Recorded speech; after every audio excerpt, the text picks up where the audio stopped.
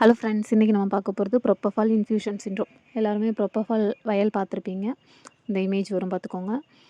So ப்ரோபோஃபாலை ரொம்ப long டர்மாக high டோஸில் நம்ம infuse பண்ணிக்கிட்டே இருந்தோம்னா இந்த சிண்ட்ரோம் வரும். இது ரொம்ப ரேர் தான், பட் வந்துருச்சு அப்படின்னா டெத் வரைக்கும் கொண்டு போயிடும். அதை மாதிரி ஒரு சிண்ட்ரோம். ஸோ இதோட ஃபீச்சர்ஸ் அப்படின்னு பார்த்தோன்னா, இயர்லி சைன் அப்படின்னு பார்த்தோன்னா மெட்டபாலிக் அசிடோசிஸ் ஸ்டேட்டுக்கு பேஷண்ட் போயிடுவாங்க. ஓகேவா? நெக்ஸ்ட் ஒன்றுன்னு பார்த்தோன்னா ஹைப்பர் கலீமியா. பிளட்டில் நம்ம பாடியில் இருக்க பிளட்டில் வந்துட்டு பொட்டாசியம் லெவல் அதிகமாகிடும்.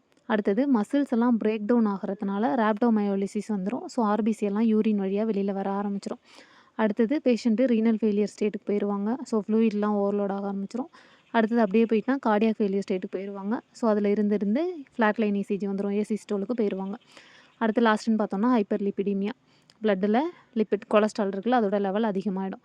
ஸோ இப்படி வந்துருச்சு கண்டுபிடிச்சிட்டோம் அப்படின்னா என்ன பண்ணணும்னா, ப்ரோபோஃபால் இன்ஃப்யூஷன் போயிட்டுருக்கதை இமீடியட்டாக ஸ்டாப் பண்ணிடலாம். நெக்ஸ்ட்டு வந்துட்டு இந்த எலக்ட்ரோலைட் இம்பேலன்ஸ்லாம் வரும். ஸோ அதை சப்போர்ட் பண்ணுற மாதிரி எலக்ட்ரோலைட் கரெக்ஷன்லாம் கொடுக்கலாம். அடுத்தது என்ன பண்ணலாம் அப்படின்னா, ஹை ரிஸ்க் பேஷண்ட்டு தெரியும்ல, ஏஜ்டு பீப்புள், கிரானிக்கல் அவங்களெல்லாம் வந்து கண்டினியூஸாக இசிஜி மானிட்டரிங்கில் வச்சு முன்னாடியே அப்சர்வ் பண்ணிடலாம். தேங்க்யூ.